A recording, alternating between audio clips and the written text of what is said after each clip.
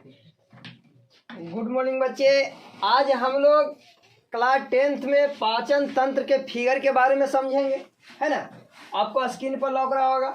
और इसी फिगर के बारे में कौन पार्ट किधर है पाचन तंत्र में हम लोग समझेंगे। सबसे पहले हम फिगर में पाचन तंत्र में कहाँ से स्टार्ट करते हैं, ध्यान दीजिएगा। सबसे पहले मुख गुहा से स्टार्ट करते हैं। कहाँ से? मुख गुहा। मुख गुहा को हम मुंह कहते हैं, है ना। मुख को ही मुख गुहा, मुंह को ही मुख गुहा कहा जाता है ना। और पाचन की क्रिया जो होती है मुख गुहा से ही शुरू होती है। कहाँ से होती है? मुख गुहा से ही शुरू हो जाती है। और मुख गुहा से शुरू होला के बाद यह भोजन कहाँ किसके द्वारा अंदर जाता है? पेट में। तो बोला है ग्रसिका के द्वारा, जिसको आहार नाल भी कहा जाता है। और यही आहार नाल माने ग्रसिका के द्वारा कहाँ चली जाता है?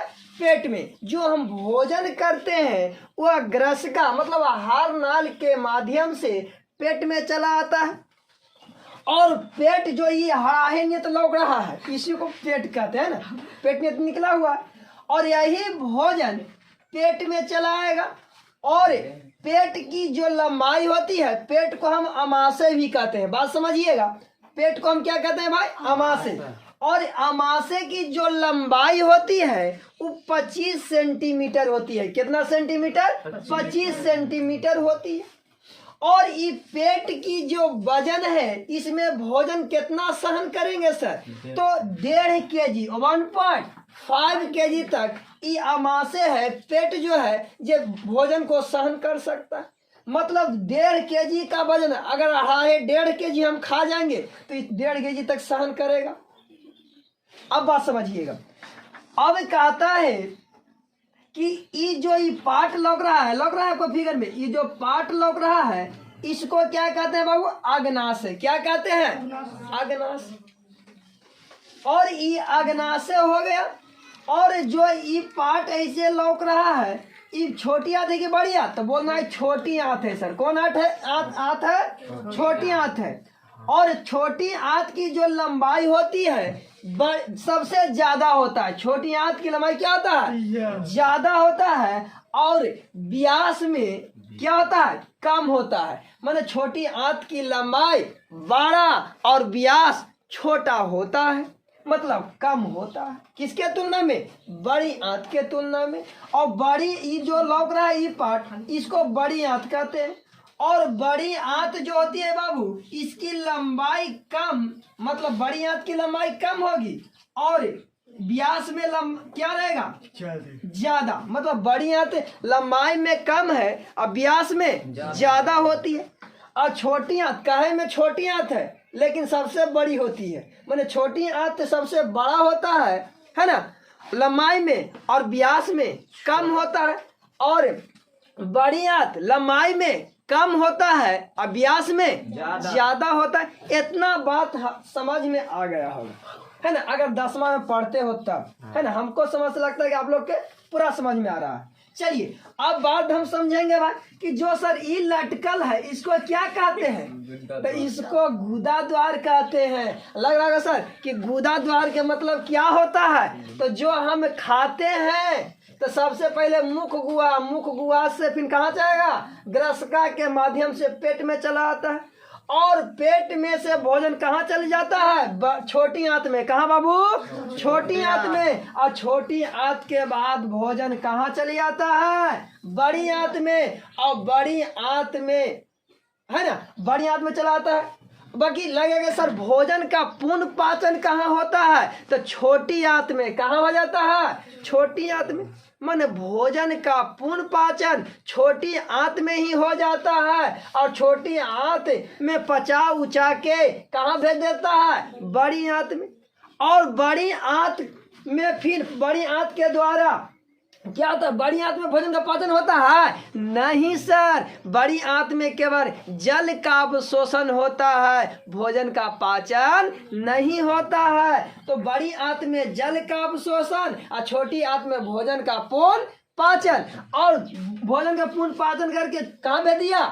बड़ी आंत में, और बड़ी आंत के में जल का अवशोषण होता है और इसके द्वारा फिर भोजन जो खाएं, जो फिर भोजन जो किसमें बदल जाता है, मल में, और मल जो होता है गुदा द्वार के माध्यम से बाहर चले आता है। माने क्या हो गया, मल हो गया, और मल जो है ये गुदा द्वार के माध्यम से कहाँ निकल आया, बाहर निकल आया। इतना बात समझ में आ गया होगा।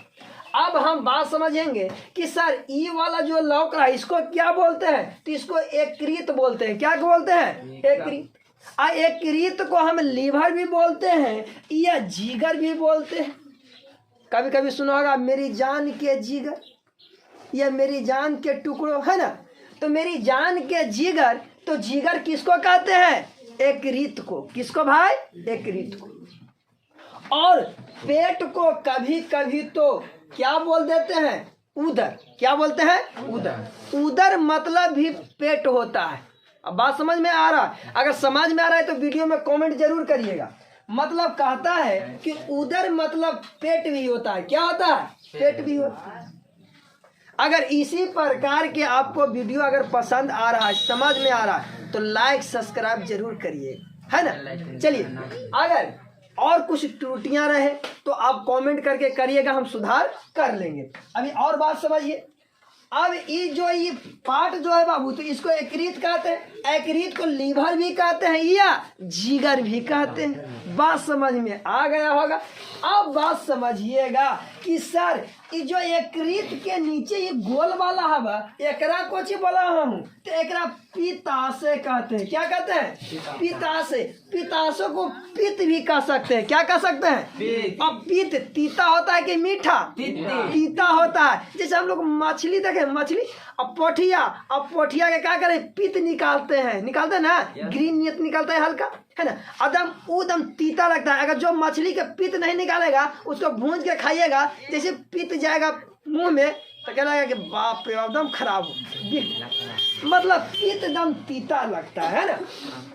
तो इसको हम पित्त कहते हैं। क्या कहते हैं, पित्त कहते हैं। और जो ई वाला जो पार्ट लौक रहा है इसको डायफ्राम कहते हैं। क्या कहते हैं, डायफ्राम। अगर बाबू कोई व्यक्ति गाड़ी चला रहा है या अचानक छत से नीचे गिर गया, न वो व्यक्ति का माथा फटा, न हाथ टूटा, कुछ नहीं हुआ, लेकिन व्यक्ति का मौत हो गया। क्यों, क्योंकि डायफ्राम में क्या हो गया, टूट गया। और डायफ्राम शरीर के अंदर होता है, बाहर से दिखाई नहीं देता है। तो कोई घर के मामा, दादा, दादी, है ना, चाचा, कोई भी कहतीन कि बेचारा छतवा से गिरले, छतवा पर से मैंने कोठवा पर से, न हाथवा टूटले, न पैरवा टूटले, न कनु खरोच लगले, अब बेचारा मर गए। काहे, अंदर डायफ्राम में टूट गए। और डायफ्रामा टूट जाने से व्यक्ति का क्या हो जाती है, मौत हो जाती है। अब बात समझ में आया। अगर कोई व्यक्ति के कुछ नहीं फटे, नहीं टूटे, कोई दिक्कत नहीं सर, हम बायोलॉजी पढ़े हुए हैं। उस व्यक्ति का अंदर एक डायफ्राम होता है, उस डायफ्राम में टूट गया। जो व्यक्ति का डायफ्राम टूट जाता है उस व्यक्ति का क्या हो जाती है, मौत हो जाती है। अब बात समझ में आ रहा है। चलिए, अब इतना बात समझ में आ ही गया, है ना, और इतना बात तो समझ में आ गया। अब आप बता देते हैं कि मानव में अगर किडनी पूछे तो किडनी की संख्या क्या होती है, 2 होती है। कितनी होती है, 2 होती है। और अब तो इतना जो भी पार्ट था पाचन तंत्र में हम मुख्य रूप से बता दिए, है ना। और इससे जो भी विशेष अभी और इसमें है वो अगले वीडियो में आपको मिल जाएगा। तब सर को इतना ही। जय हिंद, जय भारत। चलिए, पहले हम लोग देखें क्या पाचन तंत्र के फिगर देखें और उसमें सभी पार्ट हम लोग समझें। अब हम लोग एक एक पार्ट पढ़ेंगे, है ना, एक एक पार्ट करके पढ़ेंगे। तो सबसे पहले हम मुख गुहा से स्टार्ट करते हैं। कहाँ से स्टार्ट करते हैं, मुख गुहा से स्टार्ट करते हैं। तो मुख गुहा में क्या क्या चीज पाया जाता है। मुख गुहा मतलब मुंह होता है। अब मुंह के अंदर क्या क्या पाया जाता है, तो बताइए। जीभ कहाँ पाया जाता है, मुंह में, है ना, मुंह के अंदर। दांत कहाँ पाया जाता है, मुंह में, है ना। और लार ग्रंथि कहाँ होता है, मुंह में बनता है। तो कहता है कि मुख गुहा में जीभ होता है, दांत होता है, लार ग्रंथि होती है। और सबसे पहले समझेंगे कि जीभ में क्या क्या पाया जाता है। तो जीभ में स्वाद कलियां होती है। क्या होती है? स्वाद कलियां। हमारे स्वाद जीभ में स्वाद कलियों की संख्या लाखों होती है। और कहता है लाखों नहीं तो हम कह सकते हैं कि 10,000 लगभग हो सकता है हमारे जीभ में स्वाद कलियां। लगभग 10,000 तक हमारे जीभ में स्वाद कलियों की संख्या होती है। और हमारे स्वाद कलियां होती है वो 3 प्रकार के होती है। कितने प्रकार के? 3 प्रकार के। अब बात समझिएगा कि सर हमारे जीभ में स्वाद कलियां होती है और लगभग 10,000 होती है। और हमारे जीभ में स्वाद कलियां कितने भागों में बटल है? 3 भाग में बटा हुआ। एक जो स्वाद कलियां होती है जो कड़वा चीज का पता लगाता है। एक स्वाद कलियां जो होती है जो मीठा का पता लगाता है। और एक स्वाद कलियां होती है जो खट्टा का पता लगाता है। अब क्या सर जीभ में स्वाद कलियां होती है ये तीनों के तीनों एक के ठामा रहता है? नहीं, सब का जीभ में अलग अलग स्थान दिया गया है। कहता है कि जो कड़वा वाला जो स्वाद कलियां होती है वो जीभ के कौन भाग में? पिछले वाली भाग में होती है। मतलब बात समझिएगा, अगर स्वाद कलियां कहे कि बताइए जीभ में कड़वा स्वाद कलियां जो पता लगाती है वो जीभ में किस भाग में होते हैं? तो जीभ के पीछे सबसे पीछे वाली भाग में होती है। और जीभ में जो खट्टा का पता लगाती है जो स्वाद कलियां वो जीभ के किस भाग में? साइड वाली भाग में होती है, माने जीभ के साइड भाग में। और बात समझिएगा कि जो जीभ में मीठा का जो पता लगाता है जो स्वाद कलियां वो स्वाद कलियां जीभ में कहाँ होता है? तो जीभ के अगले वाले भाग में। कहाँ? जो आगे वाली भाग होती है। अगर मीठा अगर चाह बनाया, कुछ बनाए चाह, तो देखिएगा पहले हमारे माता राम या दादी राम क्या करेगा कि पहले जीभ पर ऐसे एजे रखेगा। अंदर कहे ना कर आती जाना आती कि स्वाद कलियां जो मीठा का पता लगाता है वो जीभ के अग्र भाग में आगे वाली भाग में होती है। तो एजे टपका बहती है ना। चलिए अब बात समझिएगा कि लग रहा होगा कि सर इतना तो समझ में आ ही रहा। अब इतना समझ में आ गया होगा जीभ के बारे में तो लाइक करना तो नहीं भूलिएगा, लाइक दम दबा देना है। चलिए अब बताइए, और अगर वीडियो पसंद आए तो एगो शेयर वाला ऑप्शन आता है उसको तनसु क्लिक करके आगे व्हाट्सएप पर भेज देना है ना। चलिए अब हम लोग बाबू जीभ के बारे में तो समझ गए कि सर जीभ में स्वाद कलियां होती है और जीभ में स्वाद कलियां की संख्या लगभग 10,000 होती है। कितना होती है? लगभग 10,000। और जीभ में स्वाद कलियां कितने भाग में है? 3 भाग में। एक स्वाद कलियां होती है जो मीठा का पता लगाता है, एक स्वाद कलियां होती है जो खट्टा का पता लगाता है, एक स्वाद कलियां होती है जो कड़वा का पता लगाता है। और सबका अलग अलग जीभ में स्थान दिया गया। जो जीभ के अगले वाले भाग में आगे वाले हिस्से में होते हैं वो मीठा का पता स्वाद कलियां लगाती है। जो साइड में होती है स्वाद कलियां वो खट्टा का पता लगाता है। और जो जीभ के पिछले वाले भाग में जो स्वाद कलियां होती है वो कोची का पता लगाता है? कोची का पता लगाएगा? जो पीछे वाली भाग में कड़वा का। जो कड़वा सर जैसे नीम का छाल देखे हैं, अगर नीम के छाल के तो उबाल के पीजिएगा तो लगेगा बाप रे बाप जी भी ऐंठ दे। मतलब ऐंठ दिया एक मतलब कि जीभ के पिछले वाले हिस्से वाले स्वाद कलियां पता लगा लिया कि एकदम कड़वा हाव, मतलब अब अंदर जाता हूँ। चलिए अब बात समझ में आ गया होगा। अब हम पढ़ेंगे जीभ में और कुछ होता है? दांत। अच्छा बताइए, स्वस्थ मनुष्य के शरीर में दांतों की संख्या कितना होती है? मतलब हमारे दांत, हमारे मुंह में दांतों की संख्या 32 होती। कभी कभी पूछ देता है निम्नलिखित में स्वस्थ मनुष्य में दांतों की संख्या कितने होते हैं? 30, 29, 28, 32। कितना? 32 टिका देना है ना। अब बात समझिएगा कि हमारे दांत जो होती है वो हमारे दांत के प्रकार के 4 प्रकार के होते। मतलब सर हमारे मुंह में दांतों की संख्या 32 होती है और 32 में मुख्य रूप से 4 भाग में बटा हुआ है। कितने भाग में? 4। मतलब सबसे पहले दांत जो होता है वो कृतम होता है। कौन होता है? दूसरा क्या होता है? रदनक। क्या होता है? रदनक। फिर क्या होता है? अग्र चवर्णक। फिर क्या होता है? चवर्णक। मतलब कोई पूछे कि बताइए हमारे मुंह में कितने प्रकार के दांत? 4 प्रकार के दांत होती है। अगर वीडियो में आपको लग रहा होगा, पहला क्या?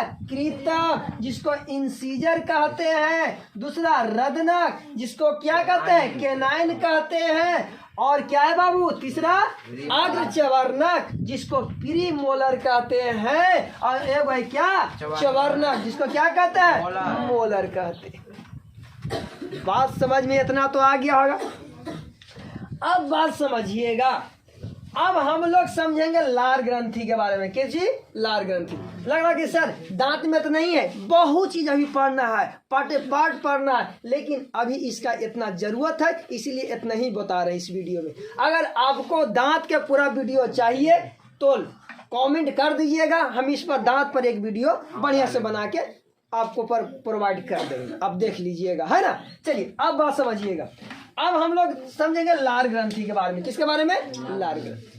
और लार ग्रंथि जो होती है, जो प्रतिदिन 1.5 लीटर, 1 से 1.5 लीटर लार का स्राव होता है। कहाँ? हमारे मुंह में। तो कोई पूछेगा कि बताइए हमारे मुंह में प्रतिदिन कितना लीटर लार का स्राव होता है? निर्माण कितना? 1 से 1.5 लीटर। मतलब हमारे मुंह में प्रतिदिन 1 से 1.5 लीटर लार का निर्माण होता है। चलिए, यही मुख हुआ में यही था, है ना। लार ग्रंथि का क्या काम है? तो भोजन को क्या करेगा? वो मुलायम करेगा, है ना। चलिए, तो इस वीडियो में अभी इतना ही रह देते हैं, अभी और इसमें है। अब हम लोग समझेंगे पाचन तंत्र की परिभाषा, है ना। कहता है कि वैसे अंग जो भोजन पाचन में सहायता करते हैं उन्हें सामूहिक रूप से क्या कहते हैं? पाचन तंत्र कहते हैं। तो अगर कोई पूछे कि पाचन तंत्र किसे कहते हैं, तो बोलना वैसा अंग जो भोजन पचाने में सहायता करते हैं उन्हें सामूहिक रूप से पाचन तंत्र कहते हैं। जिसमें जटिल भोजन, है ना, जटिल भोजन में टूट जाता है। मतलब कहता है कि जो भी भोजन होता है जो हम लोग खाते हैं, है ना, रोटी खाएं तो रोटी चल गया पेट में, छोटे छोटे टुकड़ों में क्या हो जाता है? टूट जाता है पाचन तंत्र में। तो यही पाचन तंत्र का परिभाषा था। और कहता है कि पाचन तंत्र 2 भागों में बटा होता है। कोई पूछे कि पाचन तंत्र कितने भागों में बटा रहता है? 2 भागों में बटा रहता है। पहला भाग है आहार नल और दूसरा भाग है क्या है? संबंध, मतलब जिसको कहते हैं जड़ी पाचन ग्रंथि। यही 2 भागों में पाचन तंत्र क्या रहता है? बटा रहता है। चलिए इसमें और हम लोग देखते हैं। अभी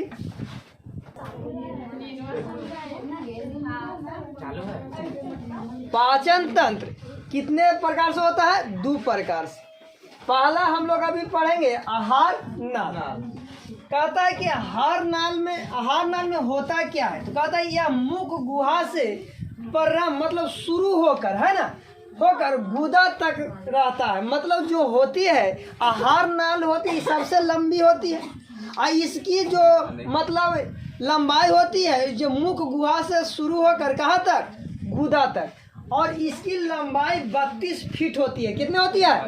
32 फीट होती है। किसकी? आहार नाल की लंबाई। अब बात समझिएगा, कहता है कि यह मुख गुहा से प्रारंभ होकर गुदा तक रहता है। पाचन के समय भोजन आहार नाल में ही रहता है। तो कोई पूछेगा कि बताइए पाचन के समय भोजन कहाँ रहता है? आहार नाल में रहता है। कहाँ रहता है? आहार नाल में ही रहता है। आहार नाल की लंबाई लगभग कितना फीट होता है बाबू? 32 फीट होती है। आहार नाल के अंतर्गत क्या क्या आता है? तो हम लोग पढ़ेंगे कि सर आहार नाल के अंतर्गत मुख गुहा आता है ना, ग्रास नली आता है ना, अमाशय, छोटी आंत, बड़ी आंत, मलाशय, गुदा आते हैं। किसके अंतर्गत? आहार नाल के अंतर्गत। हम हट रहे हैं, स्क्रीनशॉट ले सकते हैं। अब दूसरा हम लोग समझेंगे पाचन तंत्र में। कहता है कि संबंध पाचन ग्रंथि, इसमें क्या होता है सर? कहना है कि एक ग्रंथि भोजन को पचाने वाली एंजाइम का निर्माण करती है। जो संबंध पाचन ग्रंथि है जो भोजन को पचाने वाली एंजाइम का निर्माण करती है और इसके अंतर्गत लार ग्रंथि, यकृत, पित्ताशय, अग्नाशय आते हैं। अगर कोई पूछे कि संबंध पाचन ग्रंथि के अंतर्गत क्या क्या आते हैं, तब बोलना है कि लार ग्रंथि आते हैं, यकृत आते हैं, पित्ताशय आते हैं, अग्नाशय आते हैं। किसके अंतर्गत? संबंध पाचन ग्रंथि के अंतर्गत। और संबंध पाचन ग्रंथि क्या करता है? तो भोजन को पचाने वाली एंजाइम का निर्माण करता है। यही था संबंध पाचन ग्रंथि में। इसका यही भूमिका है। अगला है मुख गुहा। कहता है कि पाचन मुख गुहा से ही प्रारंभ होता है। मतलब कोई पूछे कि पाचन कहाँ से शुरू हो जाता है भोजन को? मुख गुहा से, मुंह से, है ना। मुंह को ही मुख गुहा कहा जाता है। और मुख गुहा एक खाली जगह होता है। मुख गुहा में भरा होता है, मुख गुहा की खाली रहता है, खाली रहता है। तब हम लोग रोटी, चावल, भुंजिया, पापड़ खाते हैं, है कि नहीं? अगर खाली नहीं रहता तो इसमें कोई सामान अटता? खाली जगह में ही कोई सामान अटता है ना। तो मुख गुहा एक खाली जगह होता है जिसमें एक जीभ होता है। मुंह में क्या होता है? एक जीभ होता है। 3 जोड़ी लार ग्रंथि पाई जाती है ना। अब 32 दांत होता है। तो कहेगा कि बताइए भोजन के पाचन की क्रिया कहाँ से शुरू हो जाती है? मुख गुहा से। कहाँ से बाबू? मुख गुहा से। और भोजन में मुख गुहा में कितना लार ग्रंथि पाई जाती है? 3 जोड़ी। कितने जोड़ी? 3 जोड़ा लार ग्रंथि पाई जाती है। और जीभ में क्या मतलब मुख गुहा में क्या क्या होता है? तो एक जीभा होता है, माने जीभ होता है, और 32 दांत होते हैं। चलिए यही था। अगर समझ में आ रहा है तो कमेंट जरूर करिएगा, ठीक है? चलिए अब हम लोग समझेंगे लार ग्रंथि के बारे में, है ना। कहता है कि लार ग्रंथि प्रतिदिन 1.5 लीटर, है ना, का निर्माण, मतलब हमारे मुंह में लार ग्रंथि प्रतिदिन कितना लीटर निर्माण होता है? 1.5 लीटर, है ना। और कहता है बाबू अगला पार्ट कि लार ग्रंथि से लाइजोजाइम, टाइलिन, डाइटेज तथा मैलिन नामक एंजाइम निकलते हैं, जिसमें सर्वाधिक मात्रा में क्या निकलते हैं? टाइलिन। क्या निकलते हैं? टाइलिन। मतलब कहता है कि हमारे भोजन को पचाने में कौन सा एंजाइम काम में आता है? तो टाइलिन। कौन? टाइलिन जो है जो हमारे भोजन को ज्यादा मुलायम बना देता है।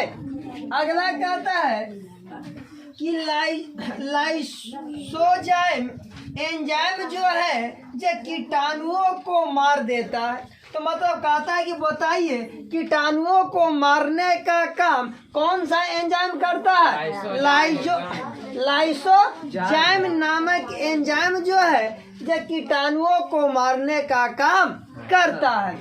और कहता है टैलिन तथा डाइटेज जो एंजाइम है ना, जिसको अस्टार्च कहते हैं। अस्टार्च मतलब मंड, अस्टार्च मतलब मंड माने चोकर होता है। क्या होता है? चोकर देखा है, उसी को मंड कहते हैं। को शर्करा मतलब कार्बोहाइड्रेट है ना, शर्करा मतलब क्या होता है? कार्बोहाइड्रेट। हम पढ़ाए थे पिछली क्लास में कि दुनिया के जितना भी मीठे पदार्थ है उसमें कार्बोहाइड्रेट की मात्रा पाया जाता है ना, में बदल जाता है। अगला कहता है कि म्यूलिन एंजाइम जो है, जो भोजन का क्या करता है? चिपचिपा का मतलब होता है लसलसा बना देता है। तो कोई पूछे कि बता म्यूलिन एंजाइम को क्या काम है, तो बोलना कि यह भोजन को चिपचिपा मतलब मुलायम बना देता है। कौन? म्यूलिन नामक एंजाइम। अगला कहता है जिसे भोजन आसानी से क्या हो जाता है, हम लोग निगल लेते हैं। अगला कहता है कि लार ग्रंथि। कौन ग्रंथि? लार ग्रंथि 3 जोड़ी होती है। अभी हम बताइए हमारे मुंह में कितने, हमारे मुंह में लार ग्रंथि कितना जोड़ी होते हैं? 3 जोड़ी होती है। और कहता है कि लार ग्रंथि 3 जोड़ी होती है, जिसमें सबसे बड़ी लार ग्रंथि कौन ग्रंथि होती है? पैरोटिड ग्रंथि। कौन ग्रंथि? पैरोटिड ग्रंथि जो होती है ये सबसे बड़ी ग्रंथि होती है। और कहता है बाबू अगला कहता है कि जब पैरोटिड ग्रंथि लार ग्रंथि विषाणु द्वारा संक्रमित हो जाता है तो उसमें सूजन आ जाता है, जिसे गलसुआ कहते हैं, जिसको हम लोग गलफुल्ली के नाम से जानते हैं। कौन सी के नाम से? गलफुल्ली। पहले हम लोग को क्या होता था कि गलफुल्ली हो जाने के कारण है ना, हमारे मामा दादी है ना, जो भी हो, हमारे एक पट्टी मिलता था, उस पट्टी को क्या करते थे? साटने का काम करते थे, जिसके साटने से वो 1, 2 दिन 4 दिन के बाद ठीक हो जाते थे। तो गलसुआ नामक बीमारी कैसे हो जाती है? जब पैरोटिड ग्रंथि लार ग्रंथि विषाणु द्वारा संक्रमित हो जाने के कारण उसमें क्या आ जाती है?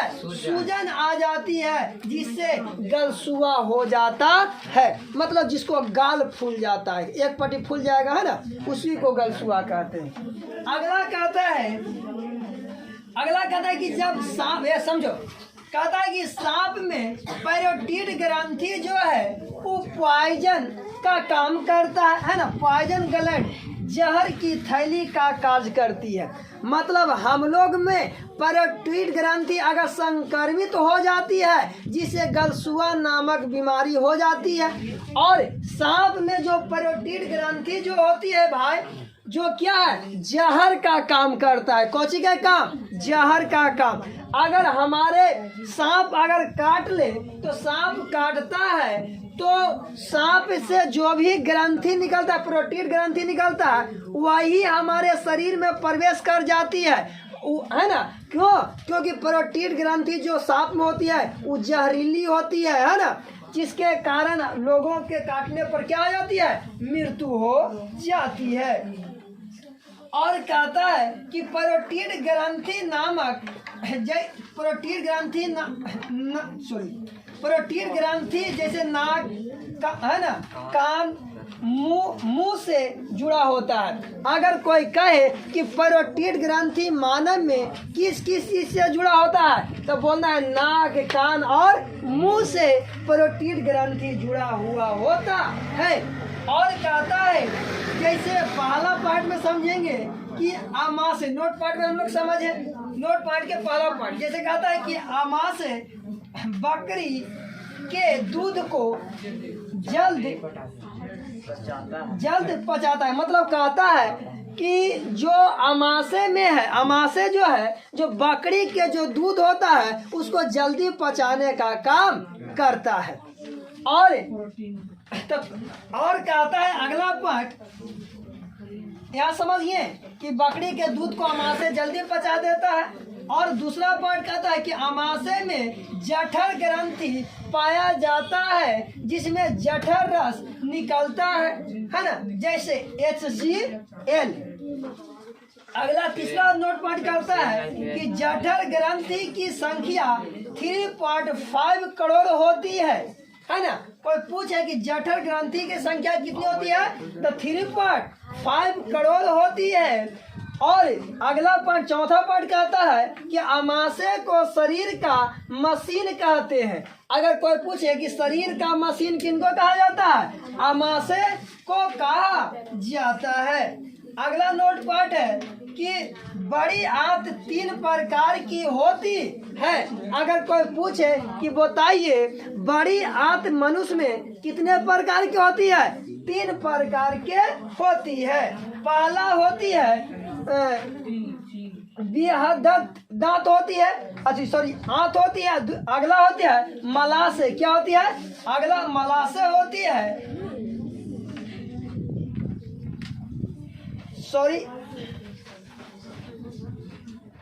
फिर समझिए। कहता है कि बड़ी आंत 3 प्रकार के होती है। पहला सिक्कम होती है, क्या होती है बाबू, सिक्कम होती है। दूसरा बृहदांत होती है। और तीसरा जो होती है वो मलाशय होती है। अगला कहता है नोट पार्ट में कि छोटी आंत 3 प्रकार के होती है। जिस प्रकार बड़ी आंत 3 प्रकार के होती है, ठीक उसी प्रकार छोटी आंत भी 3 प्रकार के होती है। पहला छोटी आंत 3 प्रकार के कौन कौन होती है सर? पहला होती है ग्रहणी, क्या होती है भाई, ग्रहणी। और छोटी आंत में दूसरा क्या होती है, अग्र क्षुदांत, है ना। और जिसको क्या कहते हैं, जेजुनम भी कहते हैं। क्या कहते हैं, जेजुनम। और अगला छोटी आंत तीसरी कौन होती है, तो क्षुदांत कहते हैं, जिसको इलियम के नाम से जाना जाता है। तो पाचन तंत्र यहीं पर कंप्लीट करते हैं। जय हिंद, जय भारत। पाचन तंत्र कंप्लीट हुआ।